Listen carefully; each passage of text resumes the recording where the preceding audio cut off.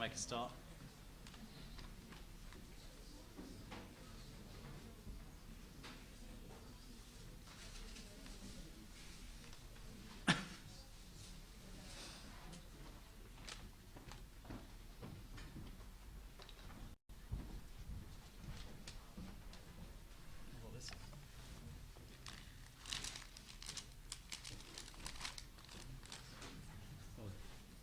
Okay, well, I lost the notes Brett gave me to remind me to thank everybody, so if I do fail to thank anybody, I apologise.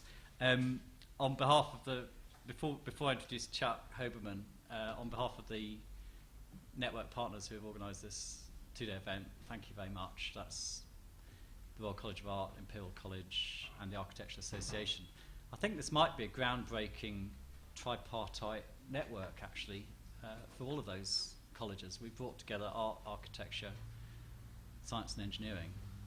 Special thanks, I don't forget, to Natasha Sunmeyer, the research associate, who's obviously unit tutor at the AA and also research associate at Imperial College. That's probably a first as well, having an architect as a research associate at Imperial.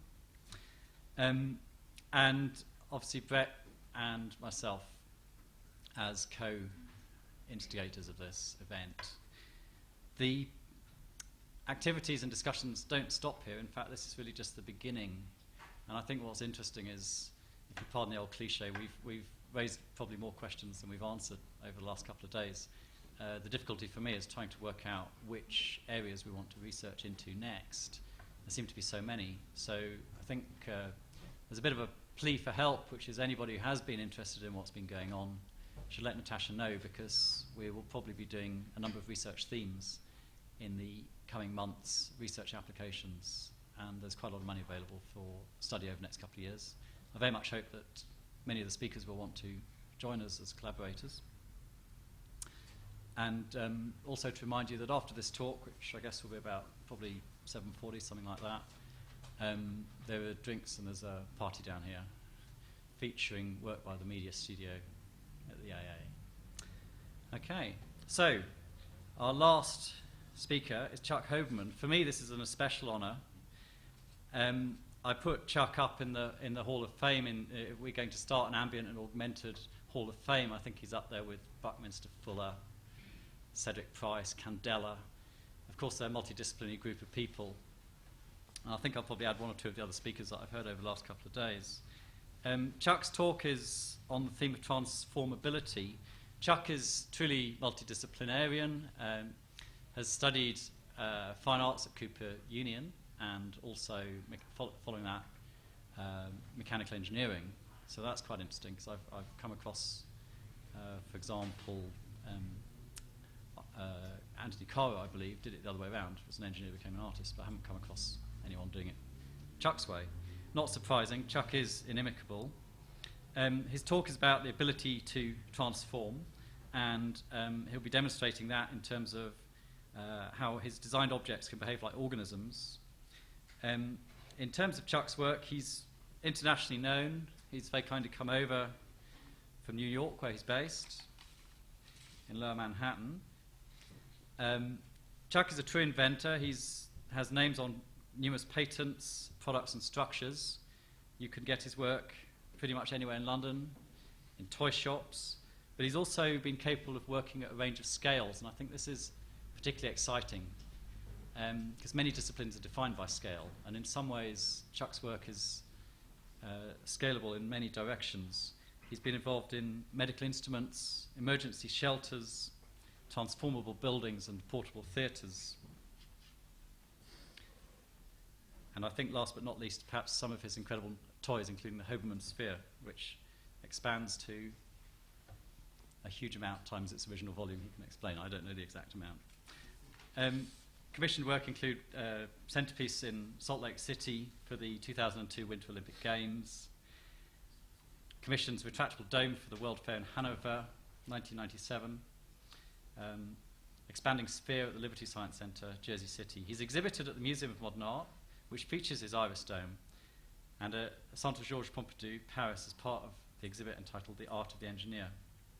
He's been published numerously in the Discover magazine, New York Times, Wall Street Journal, New York Architecture Magazine and Wired, etc., etc., etc., etc., broadcast on CNN, Nightline, Today, Invention, Discovery Channel, Tomorrow's World, and the BBC. I don't think there's any point in me explaining any more about his work because he's obviously here to give the talk. So let's have a big hand for Chuck Hoberman.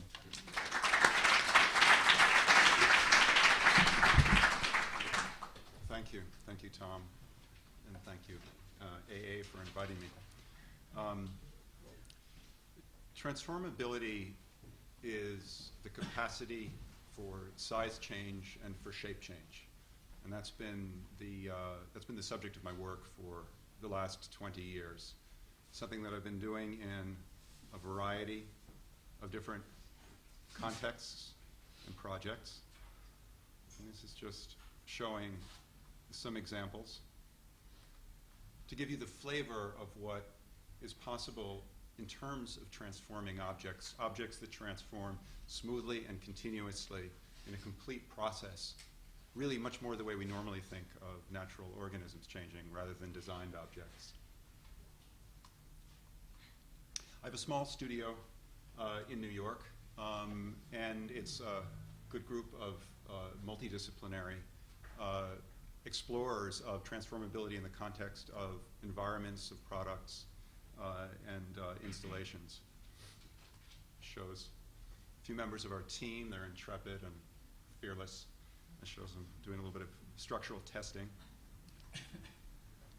We take our projects really from the ground up, from sort of core inventing right to design development, engineering, and right through to building and manufacturing. And we work in a wide variety of sectors, which I'm going to touch on during the talk. Our work ranges over a wide variety of scales. So from the very small to the very large, transformability is a concept with general application at a big range of scales. The upper and lower range are a little bit more theoretical, but the applications are many. And the idea of a transformable object is, from the point of view of scale, is interesting because each individual object can itself change scale by an order of magnitude. Some of the consumer products that we're working in, storage products, collapsible boxes, which is, many of you know, the expanding sphere, but this gives another one, which is a kind of a Rubik-style puzzle. And you'll see each of these objects is undergoing some kind of a size change or shape change. Or in this case, portable furniture systems, which, you know, a chair that can fold down to the size of a briefcase for easy storage. Over the years, we've done some development in the medical area that shows an expanding stent, a kind of a bridge for an artery, and also some work in tents and shelters. And I'll be going into the shelter work more in detail later.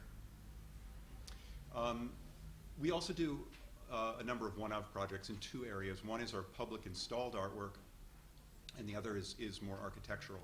And in this case, this is where we're pushing sort of the upper end of the scale range. And these are also movable, transformable. The kind of production techniques that we're working with range from mass production in China. This is showing the assembly of one of my spheres. In a Chinese assembly line, there's 50 people on a line, 25 on each side. There's a kind of a conveyor belt. Step by step, they snap it together. And at the end, the quality control is basically to take the sphere, open and close it, and if it works, they put it in a box. We also work at the upper end of the scale with structural fabrication, machining, welding, casting, and also the sort of all the rigging that's involved with our public sculptures. Over the years, we've done some 20 art installations. We work for a variety of clients, for science museums. This is for the Liberty Science Center, which was my first major installation. It's an 18-foot expanding sphere that hangs in the atrium of the museum, opening and closing all day long. And this is another one of my largest installed indoor sculptures, which is in the shape of a hyperbolic paraboloid for the California Science Center in Los Angeles. This particular sculpture is 50 feet high. Another installation in Santiago, Chile, with 6 spheres. And in this case, the theme is a little bit different. The idea is that each of the spheres is able to be actuated separately. So the choreography between the spheres is of interest. And in this kind of a view, it gives that sense of sort of 3D pixels opening and closing. So we're doing work for science museums, for corporations, for cruise ships. This shows one of our installations for the Royal Caribbean Cruise Lines. We've done a series for them. And you can see what happens with lighting on the aluminum, how the color works.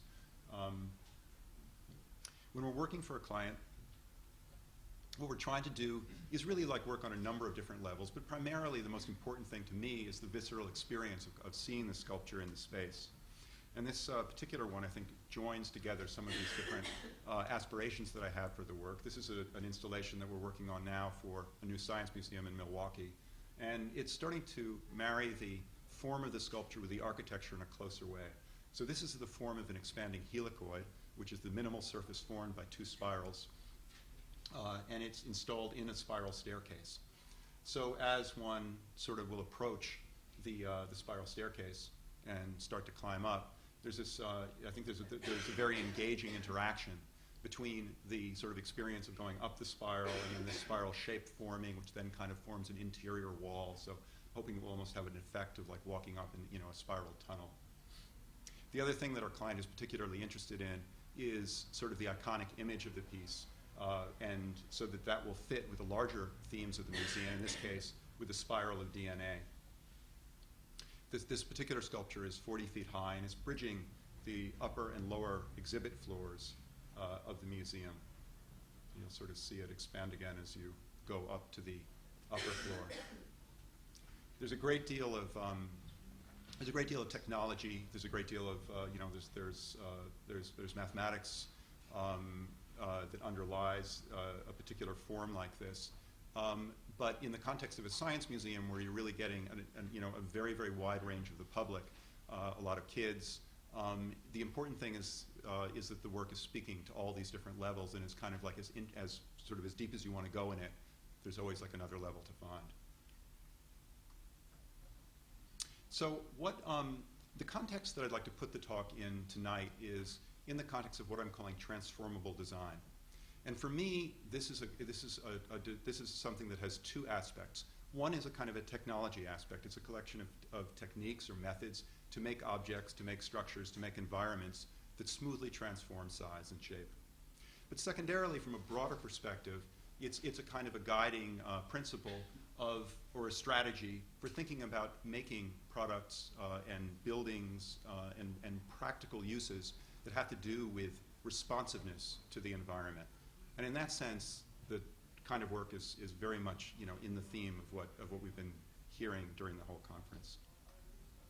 So for me, transformability has a connotation above mere movement. The idea is that it has three key aspects in my view. One is that the form changes completely. The second is that transformation takes place as a continuous process. And the third is that in some sense, the transformation has a quality of being internally motivated, as opposed to being sort of like a device with a second device that's moving it. And that's as compared with a notion of movability, where sort of the opposite is true. Again, this is sort of more of a guiding principle than an absolute fixed thing, but I think it's quite useful. So if we consider the idea of complete form change, continuous process, and internal motivation, what that relates to is, of course, metamorphosis in nature. Every organism, from the moment of conception to its death, is constantly undergoing this continuous form change. And that idea of metamorphosis in nature points to transformability in the context of it's actually a biomimicry strategy. Not so much that I'm trying to create objects that really work with the underlying physiology of organisms, but more that what I'm trying to do is model designed objects that have the behavioral characteristics of organisms. And as a related aspect, which is I think quite interesting, is all of this relates ultimately to adaptability.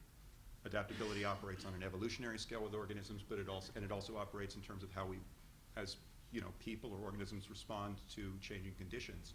And that notion of responsiveness to changing conditions, I think, carries over to the idea of transformability in design. It's a kind of a strategy for adaptability. So in this case, it just sort of relisting the three qualities, but then adding another one, which is that with designed objects we can improve on nature a bit, and that it's reversible and repeatable. From a design perspective, there's a number of different aspects to thinking about making transformable objects that I found very useful over the years. One way of considering it is, let's start with solid objects and then think about how to make them transformable. So in this case, there's a plane, and that plane can be inscribed with a series of hinge lines. And if those hinge lines are oriented in the right way, then this becomes a foldable object. And we can kind of carry that through to other case studies, in this case a sphere, rather a circle, a box,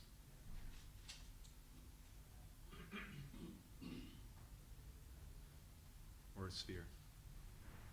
So the critical factor with all of these is like, where do you put the mechanical joints such that it will allow the object to transform? Another principle that's of key importance is emergent behavior. Emergent behavior, which is known in many, many different contexts as being an important factor, as particular application here, because this is a subject that's very much about behavior. So one, I think, very clean example of this is, you'll see here a sphere in a kind of a spiral shape, very different shapes, but as they expand, what emerges is straight line trajectories moving outwards. So it's the relationship between behavior and geometry that I think is important here. The idea of shape generality, I think, from the point of view of discovering practical applications for this, is very important. It's very important that this is not like a way to build particular shapes only, but that there's a way to build many, many different shapes. And this shows a range of shapes for my expanding structures, some of which are minimal surfaces and some are more geometric. But in fact, the invention is quite general, and you can build anything. Very often I'm asking you to build asymmetrical shapes, and the answer is yes. You can actually use the same principles to come up with shapes that have no particular mathematical formula. The idea of building blocks.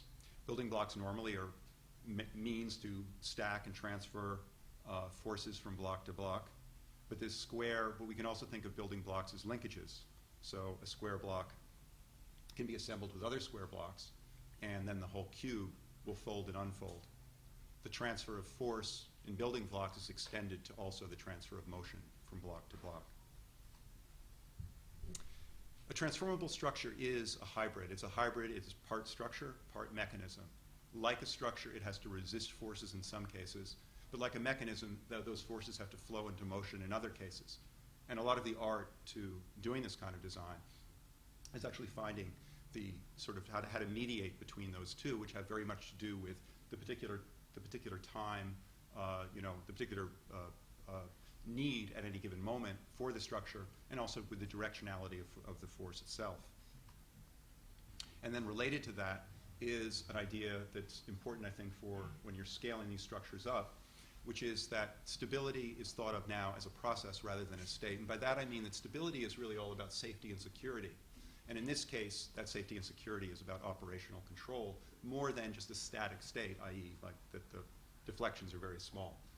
So the sort of crude diagram there shows us standing on the structure, the hydraulic cylinders lifting it, and the structure itself has to resolve all those loads into a stable structure, not only at its end condition, but also during the entire process. And then these I just threw in, physical interactivity. Don't try that at home. And this one I just couldn't resist putting it in.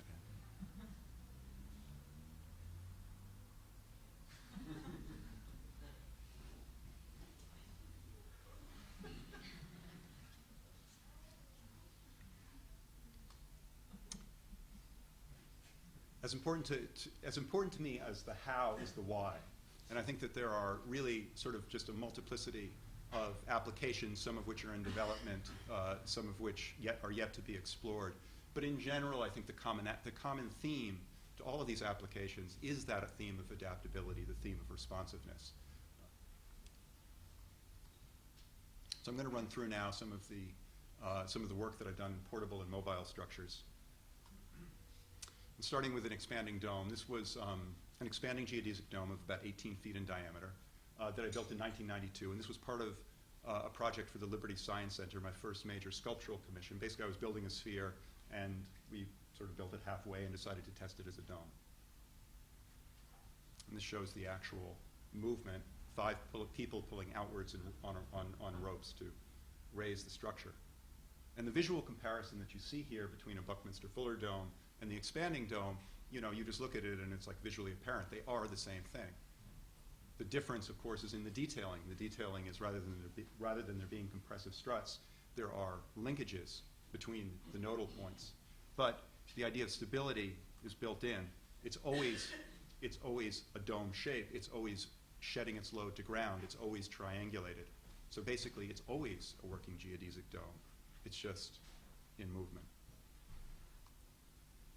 About a year ago, I was contacted by a major tent manufacturer in the States, Johnson Outdoors, and what they were interested in was using my expertise to develop about a 500 square foot deployable tent, primarily initially for military use, but also for emergency shelter use after it goes into the marketplace. And this was quite a different problem than the more theoretical research of the geodesic dome, because this had to work with the very real constraints of production and economics and the requirements of the military.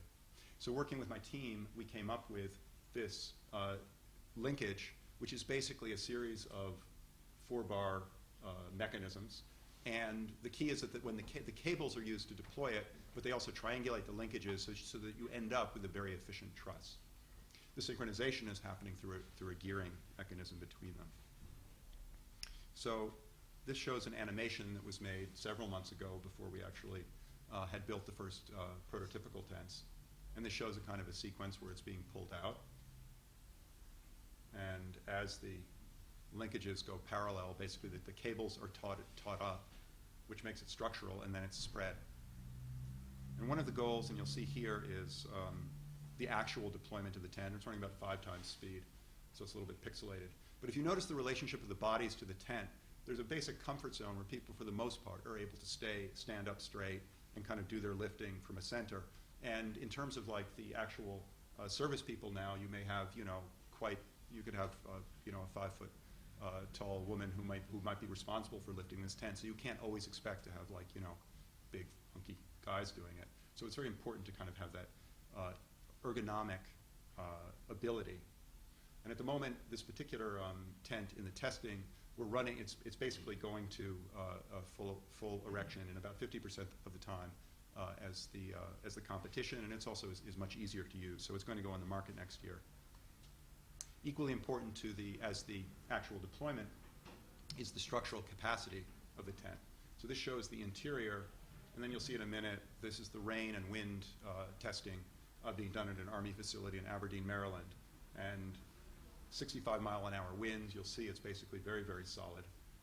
They also do snow loading by laying felt over it. In fact, they've actually rerun those tests without the guy wires, only staking the tent down, and it's passing. So this actually has a tent like this has the capacity to go into very, very rough terrain, and you see a little bit of the construction here on the right. Another project that we're working on right now is in the area of instant protective walls, basically as an alternative to sort of building walls out of sandbags, which is kind of like the standard way that one sort of puts up protection quickly. And we're working with one of our patented linkages to make a structural truss. Another wall project that I'm doing as more of a kind of an interior use is an idea for a wall that is kind of an origami concept. And you'll see me pulling it out, lifting it up, and letting it down. So in this case, this could be something like, it's basically like a kind of a screen, or it could be an in-stand display for trade show use. But one of the things that interests me a lot in the context of these more origami ideas is, if you notice that the bundle, when it's folded, is very cubic. So it's actually working with, in this case, material about 8 millimeters thick. So it's actually working with structural materials, a structural foam in this case, and it can be very, very strong. Now I'll show you a couple of the architectural projects that we've done, although I might call them sort of maybe quasi-architecture, symbolic architecture. I'm still sort of working on actually integrating the technology with sort of more of a real building. This particular project, I was approached in 1999 by colleague from I/O in Frankfurt, small company. And what the brief was for the World's Fair in Hanover was to create a structure that would represent the Frauenkirche Dresden, famous cathedral in Dresden, which was in ruins after World War II. And they were reconstructing it, and what they wanted was a symbolic representation of this reconstruction process at the Expo in Hanover. So what we did was we built a retractable dome. It's run by 4 hydraulic cylinders, which are lifting it up. This was my first outdoor piece for extended time. It was up for about 6 months of the Expo. Now it's installed in Hamburg. Shows some of the details, the bearings, which are sealed angular bearings. It's made from aluminum extrusion with machined end fittings. And there you see the hydraulic cylinder there. The actual experience of standing underneath it was quite beautiful. So this is about 20 feet in diameter. There was also a scale model of the cathedral itself below. And one of the great things was the public really got the connection between this sort of gleaming high technology and the ancient cathedral. And that is something that's, it's important to me that there is this sort of, a meaning connection to these, as well as just sort of a demonstration of the capability. I'm going to talk a little bit about the largest project that I've done to date, which is a kind of a retractable facade for the Winter Olympics in 2002. I was contacted about a year and a half before the Olympics in this case, by the theatrical team that was putting on every evening they were going to be giving out the medals, and what they wanted to do was have a piece that would be, in a sense, a kind of a big mechanical curtain that would open to reveal the flame, the torch of the Olympics every evening. And it was kind of interesting because in this case, the stage designer who really drove this thing said what he wanted to, he said, look, I can do anything with smoke and mirrors. I don't want that. I want a flagship piece of real innovation that can be associated with sort of the ideals of the Olympics. And he said it's less important, he said, in his view, for the sort of public as it is for the people who were putting the Olympics together, because Salt Lake City was a city that actually had most of their infrastructure in place, so they weren't going to have a lot of legacy pieces out of the Olympics. And this, in a way, became part of that. So now you'll see here the actual arch. This is 72 feet across, 36 feet high. And it's being pulled open by cables. Just going to run that one more time.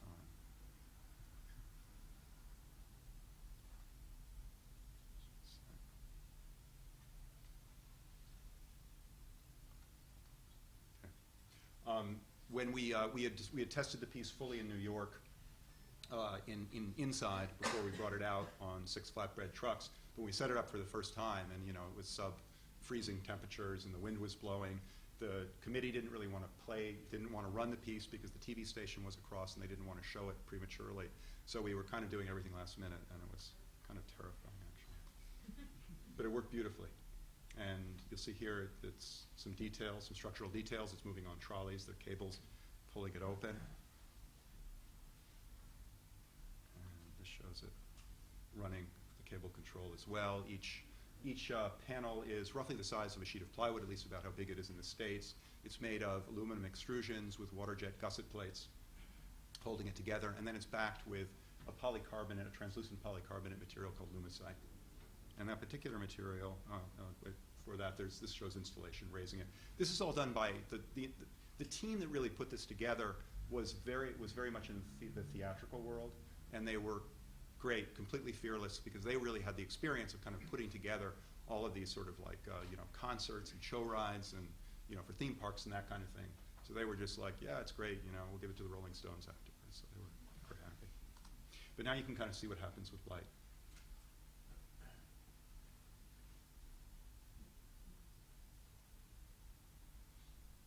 And as a live experience, it really was great. It was very very vivid. It's not the transformability at scale is something that has you feel it in your bones. You get a physical reaction to sort of seeing something that's going through this kind of motion trajectory, and so it really was an indelible experience.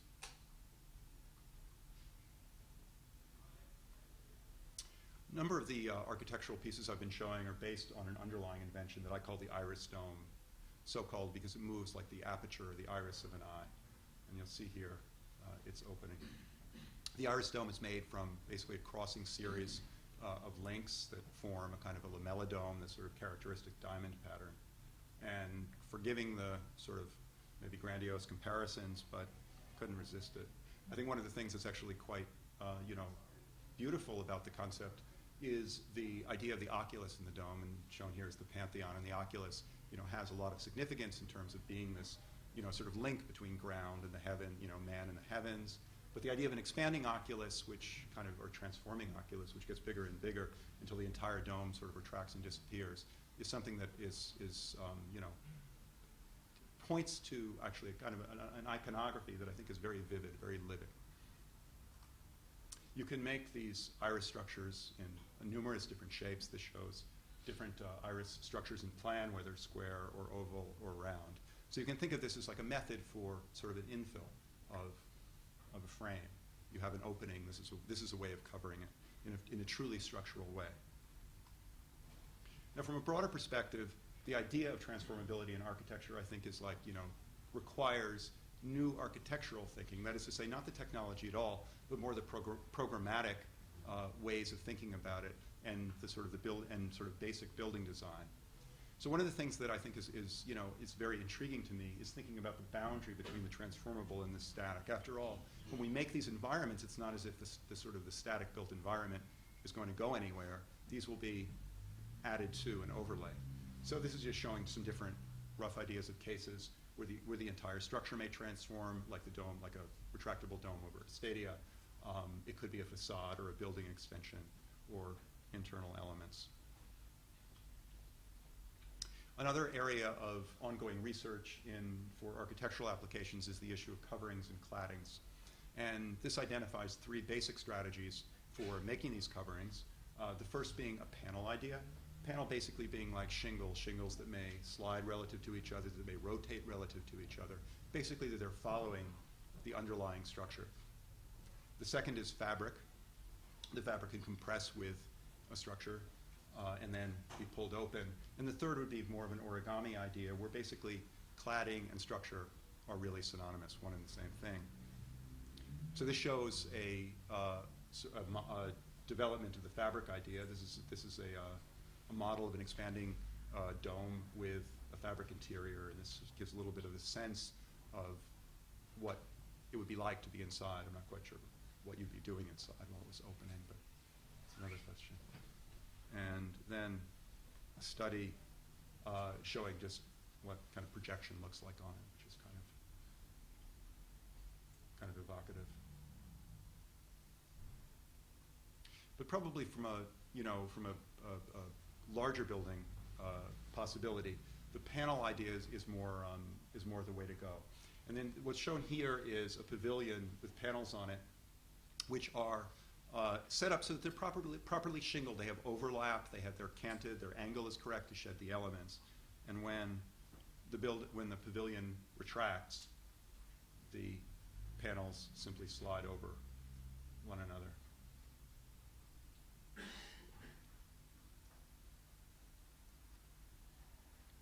I've been exploring developing some, if you will, sort of architectural modules to sort of think about how can these things kind of be inserted into building environments? It's pretty preliminary. What I'm showing here is a kind of a wedge-shaped section which has a right-angled interior, which would be basically a retractable roof module. And this shows it over a kind of a theater.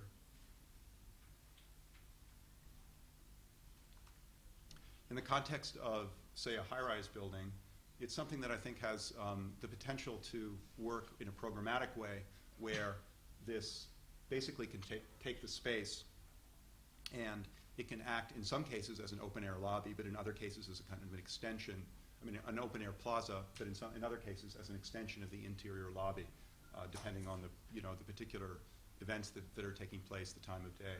And this sort of shows it nested into just a conventional high-rise form. Or in this case, using the Arch of the Olympics, where a building can kind of open up to provide a complete concourse moving through it. So there's all kinds of possibilities for space adaptation using these types of structures.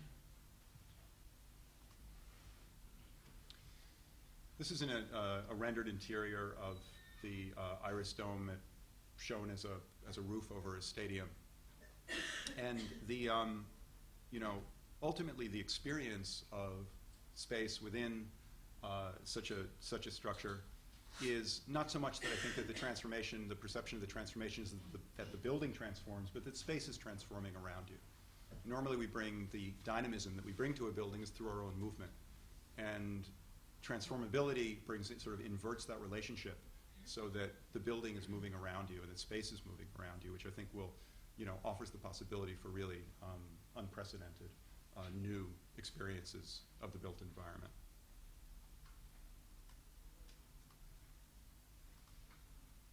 So there's two quick thoughts and conclude, and is first off that I think that, what I really want to convey with this is that I believe that transformability is a new paradigm. It's something that acts as a stimulus, as a guide for new ways of thinking about design. In a certain way, I hope it holds the same kind of role that if you think of what lightweight structures meant, 20, 30 years ago, it opened up all kinds of possibilities for building.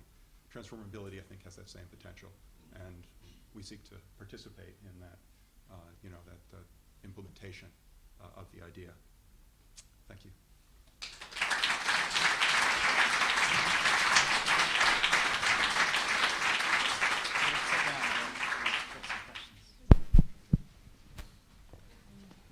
Thanks, Chuck. Absolutely fantastic talk. Chuck's going to be taking some questions. I mean, one of the comments I have, which is, well, two really. One is, as these things deploy, particularly on a large scale, they seem to have almost a kind of gossamer-like existence, like a spider's web. I mean, is during the process of transformation, is there is there a fragile state at that during those stages, or are you designing these things that they can resist at every stage? They're designed to resist, or what I would call sort of this new definition of stability. They're designed to be entirely stable at every stage, and that's an absolute necessity at larger scale. Yeah. But plus, my clients wouldn't be happy if they got kind of wobbly in the middle. Do they ever stick? Now you're getting a little personal. I've had 20 years experience in this, and of course, if you try and do anything new, it doesn't always work. You spoke before about making mistakes. It happens.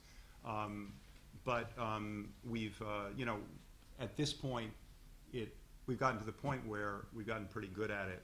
And I think fundamentally it's in the context of sort of engineering.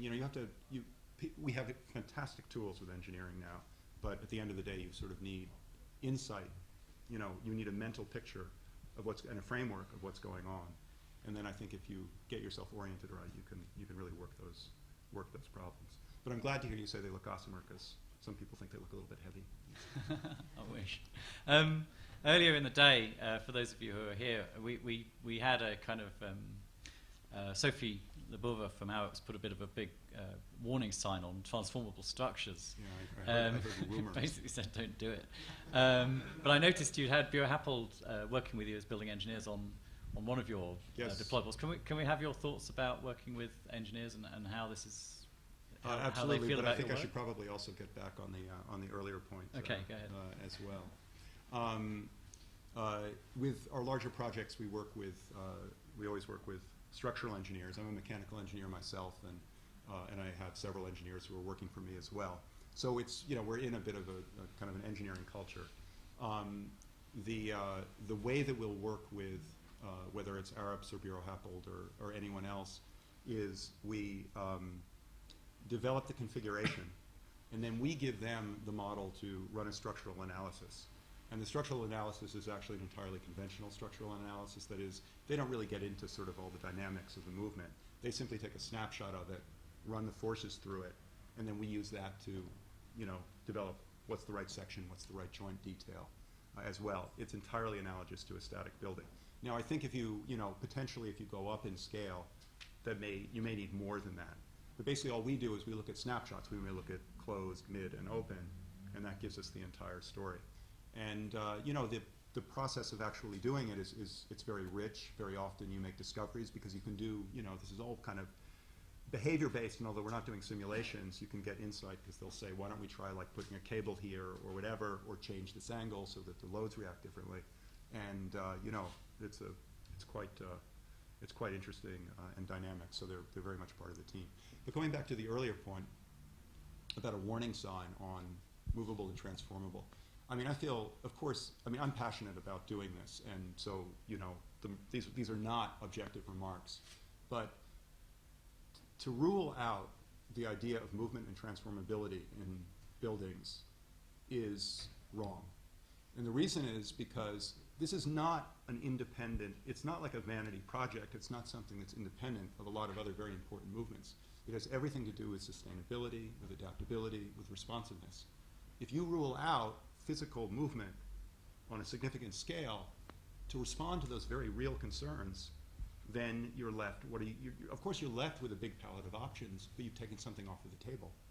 So I would say it's not something, you know, I personally feel it's inevitable. If it may be, there are very, very real challenges, but it's inevitable. Okay, I think we should take some questions from the floor. Natasha, you haven't asked a question yet, so we'll I don't need the mic. okay. Chuck first told me about the magic suitcase on Wednesday. Oh. So, let's see what's in the magic suitcase. Sure. Well, I'll start with what's Contents that expand. I'll start with what's familiar. I think everyone's seen it.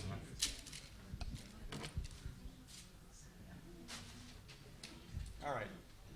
What color is it? Trick question.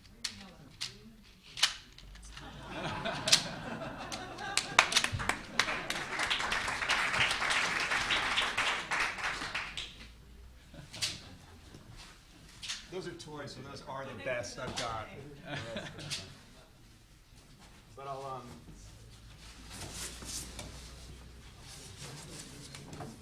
this is actually less dramatic, but I think is still kind of has interest. This is actually the original. I guess you call it perspex here. We call it acrylic, but model that we did for the curtain for the Winter Olympics. And this particular model was very important, less for the client and more for the fabricator, because the fabricator, when he saw this, felt he understood it, and he could see that there was a kind of inherent simplicity to it. He could kind of like get his arms around. So it had a really important role. Now, this particular fabricator is the guy. It's a large company. The president is a short Italian guy who, sort of very nice, but your perception is he's a little mafia. And he, I always remember we went through the whole thing, and then finally we installed it in his space, and we were demoing it, and he's standing there like, you know, 1 foot away from this giant thing moving, and he turns to me and he said, "Chuck, I'm glad you didn't fuck up the math." I think that's the key thing is don't. Question at the back. Yeah. Just get the mic.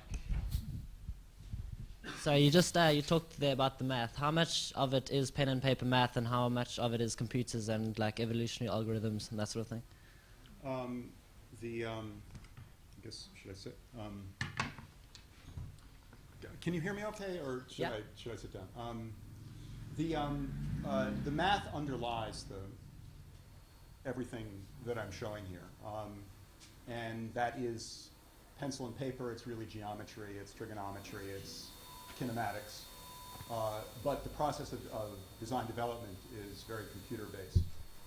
I would not describe our practice as being particularly, like super advanced with regards to sort of software tools and all. We write bits of code to kind of help us, but we're working on pretty standard platforms.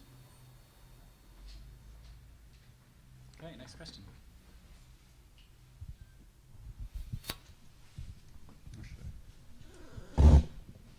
Any more questions? Yeah.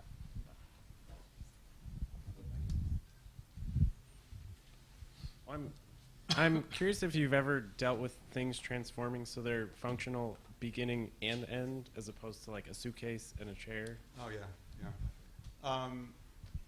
Well, actually, it's interesting. I mean, the example you gave, the furniture is actually the one where I think that has enormous potential, because what we're looking at is not just chairs, but tables and dividers and all kinds of things.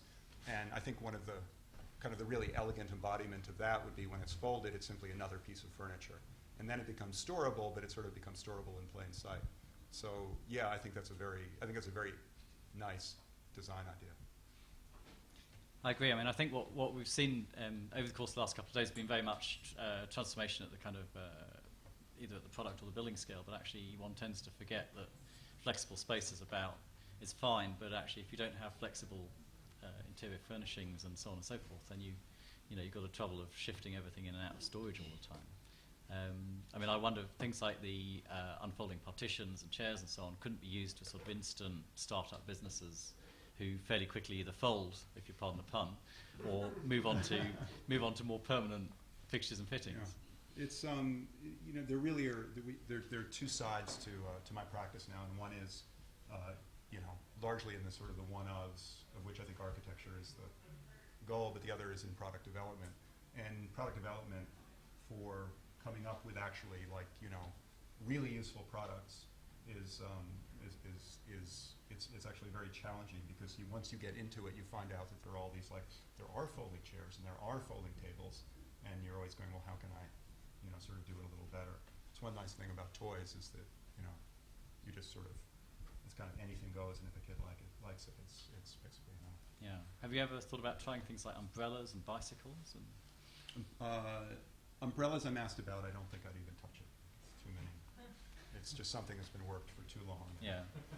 Although everybody complains about them, but but bicycles, yeah, I think bicycles is that's very interesting. Yeah. And what about, because I mean the classic, I guess, if you look at work going back by, for example, Buckminster Fuller, Future Systems, a lot of people have been looking at refugee shelters on a very large scale. Chiguruban, is that something that you'd consider? And is there a kind of limit to how far you could span with some of these dome structures realistically? I mean, the first question is the rapidly deployable tent that you saw has the potential to go into emergency or refugee centers. In this case, it's my relationship with the client is they're the manufacturer. They'll determine the distribution and the marketing of it. But in my own way, I'll probably push them to be looking at that particular area. There's a lot of discussion about sort of like what design in relation to sort of social problems of that type, and it's I just add my sort of everybody says it's complicated and design's a little piece of it, and that's really the truth. But design is a piece of it, absolutely. And Shigeru Ban, actually, I've heard him speak about what he's doing with the shelters, and it's actually quite important, I think, because it's not just sort of design in isolation, but he's actually getting out there on the site and seeing it in use and figuring out how that works. Yeah. Your other question was about just size. Yeah. Well, having sort of been sitting down with smart people from Happels and Arabs recently, and having that kind of discussion. In terms of the actual what I know, we have Arabs ran a study of an iris dome at 100-meter diameter a few years ago, and structurally it performs fine. From a practical standpoint, there are more and more retractable roofs over stadia being built. They all tend to be a roof on wheels or some variant of that. And I don't know that realistically that's the first place to gravitate towards, just for sort of cost and risk issues. On the other hand, I think that you can make structures of significant size that are transformable without dealing with those 150-meter spans.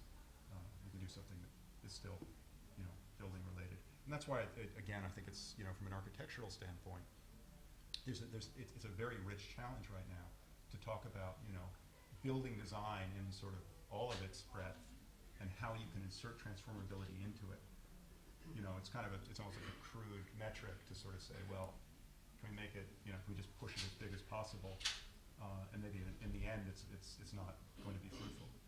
On the other hand, if you're thinking about it in the context of sort of like a much richer program, I think then it maybe will actually find many more possibilities. Yeah, I mean, I think I guess where your work also, apart from being Transformable differs from, say, the work of Buckminster Fuller is that Buckminster Fuller's work was basically incredibly defining of the architecture. It was, you got it or you didn't, whereas what you've been looking at is the possibility of these being interventions or insertions into other architectural designs. That's my interest. Yeah. Definitely my interest. Okay. We got any more questions? I was wondering if there's a potential for an application in developing material. All of your work is coherent as complete.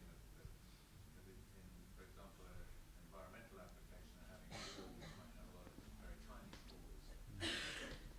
One if you're interested in that. Very much so. I mean, I've had some kind of very interesting conversations with cell biologists and people who are working with nanotechnology, and because a lot of these ideas, at their core, they are about geometry, and there are some quite interesting potential applications as sort of these, they can make these like little mechanical devices to work with these with like transformable crystalline arrays, and really coming up with materials with very new properties. That, of course, is to go into that development implies sort of a collaboration on quite a sort of a grand scale. But but it's another area where that's the future, sure. I think it has to be. Yes. Can we get you mic'd up? Oh, Wait. sorry, it's out of control mic. Okay, that's good. We'll do you and then you next. Yeah. So I got a mic anyways. Well I love to know, how do you start with the concept? Do you always start with like the triangular form for the structure stuff? No. When I started doing this, it was the kind of the group of inventions and patents that began all of this really came out of quite I would say sort of an interior, process, probably closer to sort of a mathematician's process than, sort of a designer's. And everyone knows mathematicians have their best years when they're younger anyway, but as I've gone along and, now I have kind of a much richer vocabulary and experience base to draw from, I'm much more stimulated by responding to the particular application that I'm looking at. It's not a formal strategy. I would say it's a kind of a synthetic strategy. I mean, making these really does have, they are inherently multidisciplinary in the sense of you have to be thinking about mathematics, materials, mechanics, structures. There's a lot of course, the relationship to nature and biology. And in that sense, I think it's, it's quite there's a lot of openings for, this kind of design. I think, there's a lot of discoveries, that are yet to be made. Okay. Yeah. Can we get the mic over to this champion? Right behind you. Yeah. Thanks. Have you ever thought about developing foldable or foldable panel scheme for your dome foldable structure? Because as what we see, you develop always the broken scheme, broken panel. Oh yeah. Well, is there any reason you there didn't? is. It has to do with sort of a basic topology. If you look at, if you consider like a continuous folding surface, and that could be fabric, or it could be sort of a panelized sort of origami scheme. From a sort of a global perspective, you want to end up with something that's taut and smooth, and then you want to evolve towards something that's folded and crinkled. And with the irising mechanism, which moves towards the periphery, it basically, as it retracts, it's folding in one direction, in the radial direction, but it's actually stretching in the tangential direction. So it implies a break. Now, so yeah, I think the panels are not, there are issues to work out. But I think that the important point with the panels is, really it's like, in terms of the development, and there is some that's left, but you're working with overlap, you're working with space between the panels, you're working with angles for shedding, and then ultimately you may be working with trying to achieve a seal if that's actually required, which it's not in certain applications. It's it does require more work, and it requires work of like people who've got expertise that I don't have. But the systems are there. I mean, the systems are there. Questions? Oh, you've had one. Oh, you can have one more as you organise the show. Thank you.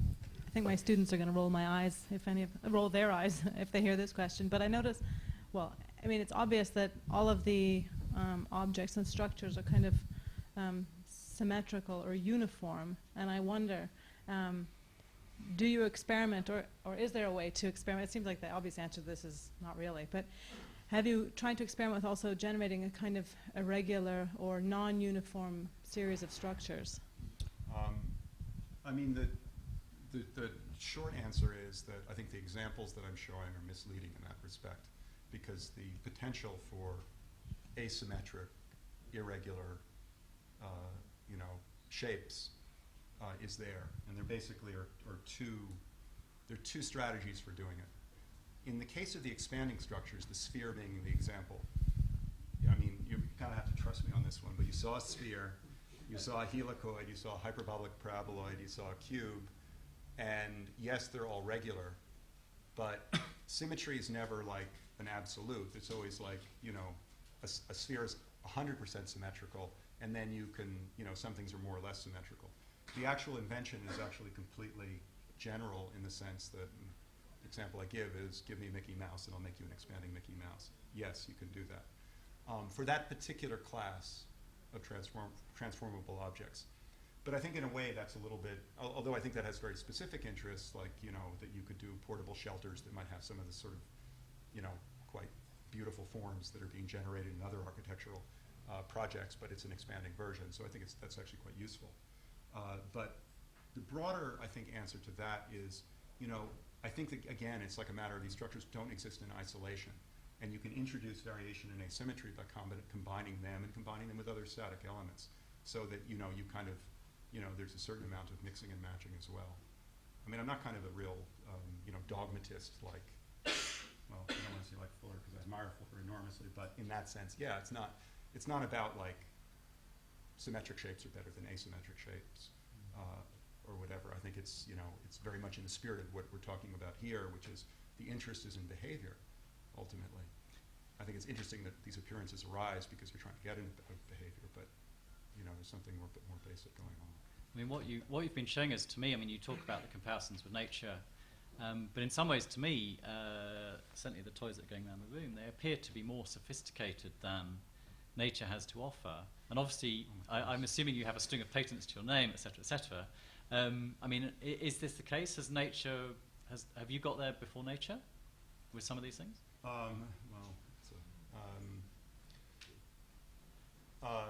I mean, in relation, I mean, of course, Tom, your conclusion's absurd. They're not more complex than nature. Nature is much more complex than anything that we're seeing here. I mean, nature builds by, it's like, I'm not a biologist, I'm not a scientist in that sense. I mean, nature's building by by holes. It's never assembling mechanics. And I think the analogy with nature, you have an entirely different system that's achieving a kind of in some way, there's an apparent resemblance. The place where I think there are like, some very true kind of analogies are, one has to do with hierarchies of scale and how the part relates to the whole. And that, if you sort of think about natural systems and you say, well, the embryo is evolving, it's really about, there's material is just moving through space and rearranging itself and recombining and all of that. And in a sense, these are also systems for simply recombining material. And I found some means to kind of like systematize that in a way that, that it can work. Yeah, I mean, I guess in a way I was referring to perhaps less biological and more perhaps inorganic, because there is a kind of crystalline sensitivity to a lot of these. Yeah, there isn't a Hoberman molecule yet.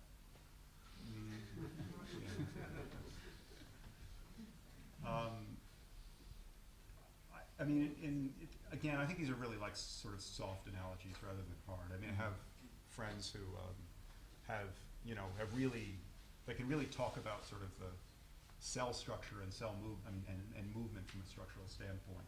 And, you know, it's just, you know, complexity that just keeps on, you know, sort of keeps on going.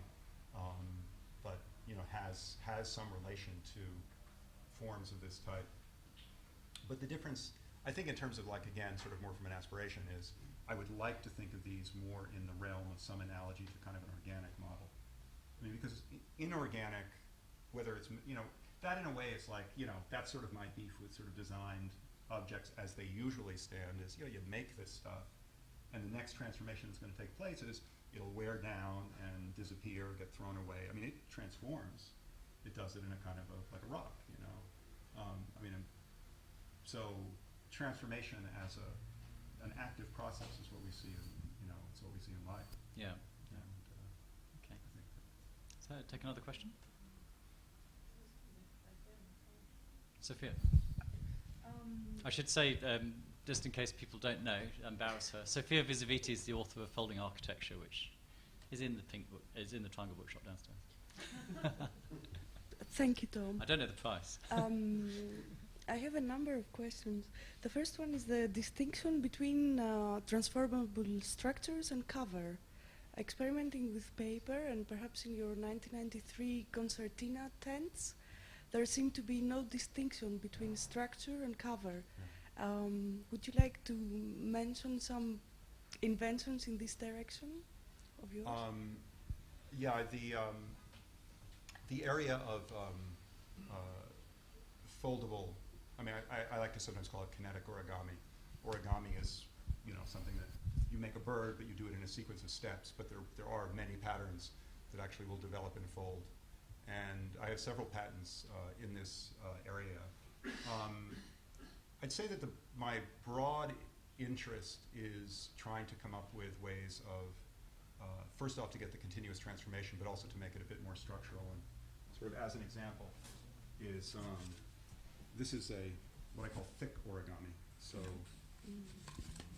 it folds, and this is actually quite, the actual pattern is quite a well-known pattern. I'm sure you're familiar with it. I know it as Mayura Ori, which is, you know, a Japanese folding pattern, but it works with a thick material. You can sort of pass that around. So that's kind of the, did you have another? Right, I'm not sure if, you know, probably the engineers would know a better answer. This morning with the lecture of Sophie Lebouvre, she talked about two essential transformations in a moving structure, translation and rotation. Is there, I mean, would the fold classify as a distinct transformation? No, I don't or think is so. it analyzed in I rotation? think you're talking about rotation.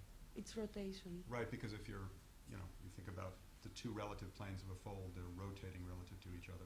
But they're also translating at the same time. Well, yeah, I mean, it's, I mean, this is a little bit more of a, I think that there could be some semantics involved. You can, for instance, you can make a mechanism that only has rotary joints, but one of the members of the mechanism will translate through space without rotating.